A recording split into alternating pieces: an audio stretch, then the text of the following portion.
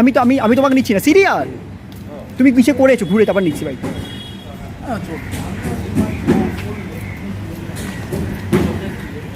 সিনে যেতে হবে।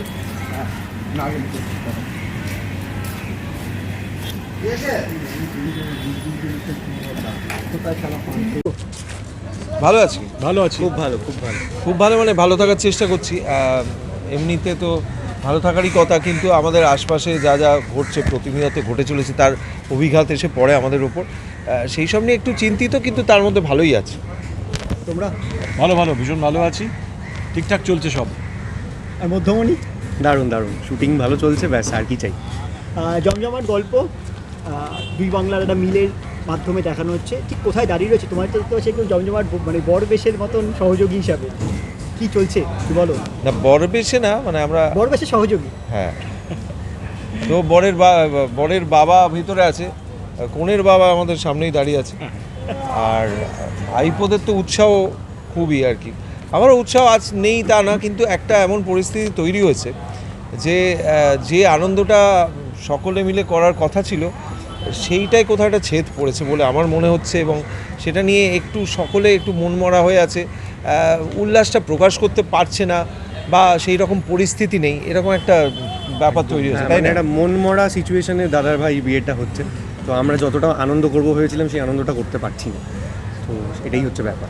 এবং সবথেকে এখানে সমস্যাজনক পরিস্থিতিতে আমার মনে হয় দেবশঙ্কর, মানে মনোজ যে চরিত্রটা করছে ওইটা দাঁড়িয়ে আছে, কারণ এতটাই দ্বন্দ্বের মধ্যে একটা অন্য অনুষ্ঠান ভেবে আসা, এবং সেখানে তড়িঘড়ি মেয়ের বিয়ে ঠিক হয়ে যাওয়া, এইটা নিয়ে আমার মনে হয় সবথেকে দ্বন্দ্বে যদি কেউ থেকে থাকে সেটা আমাদের তিনজনের মধ্যে ওই।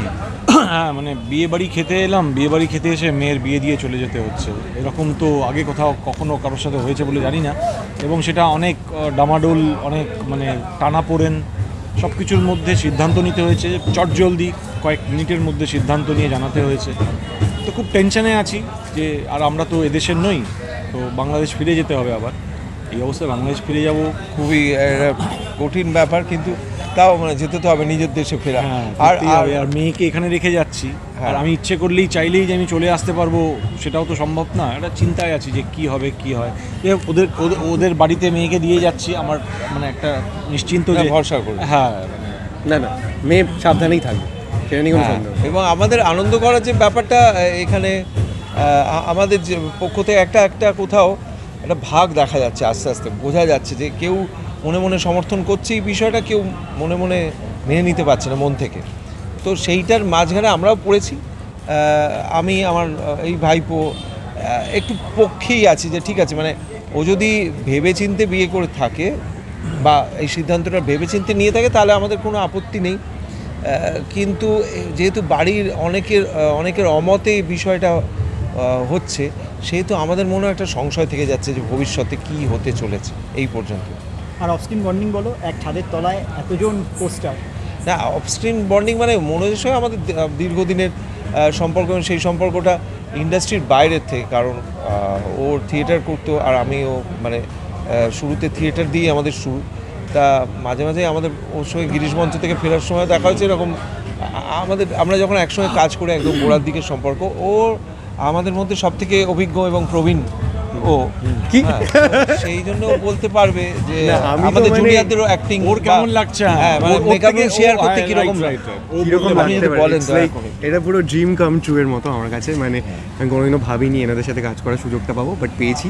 এবং একটা পাই এই যে বলছেন, দেখেছো এরকম সবসময় করতে থাকে, মানে হাসতে হাসতে পেট ব্যথা হয়ে যায়, গাল ব্যথা হয়ে যায়, চলে।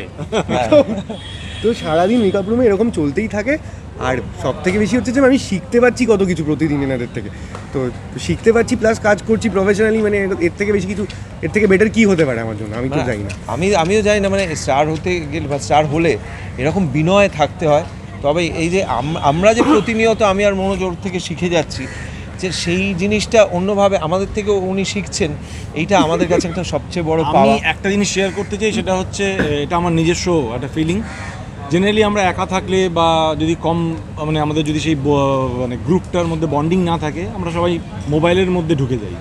এখানে যেটা হয় আমরা মোবাইল দেখার সময় পাই না, সময় পাই না। মানে এতক্ষণ ধরে আমরা রুমে ছিলাম, আমরা এতজন আর্টিস্ট ছিলাম, সবাই মিলে হই হট্টগোল, বিভিন্ন বিষয় নিয়ে আলোচনা হচ্ছে, তর্ক হচ্ছে, ওর পিছনে লাগছে ওর পিছনে লাগছে, মোবাইলটা দূরে থাকে, মানে মোবাইল খুঁজতেই মোবাইলটা যেন আমার কোথায়, মানে 8 ঘন্টা 10 ঘন্টা মোবাইল ছাড়া কেটে যায়, মানে তর্ক বরং- থেকে ঝগড়াতেও চলে যায় মাঝে মাঝে হ্যাঁ, এরকম এবং situation। রুমে যদি আর্টিস্ট কম থাকে তখন বোধহয় মোবাইলের প্রতি অ্যাডিকশনটা হয়ে যায়, বা সবাই থাকলে মোবাইলের প্রয়োজনই হয় না। এটা খুব একটা ভালো দিক আমার মনে হয়েছে, এটা আমি নিজস্ব ফিল করেছি রিয়েলি আজকে এতক্ষণ ধরে যেটা হচ্ছে হ্যাঁ। তাই নিজে মনে হলো, এবং মোবাইল বিভিন্ন- পকেট থেকে বার করতেই হয়নি। বিষয়টি আলোচনা চলে, ফ্লোরেও হয়, মানে শুটিংটুকু বাদ দিয়ে আমরা বিভিন্ন বিষয় নিয়ে আলোচনা করি এবং সমৃদ্ধ হওয়ার চেষ্টা করি ওনাদের মতো মানুষের কাছে সান্নিধ্যে এসে।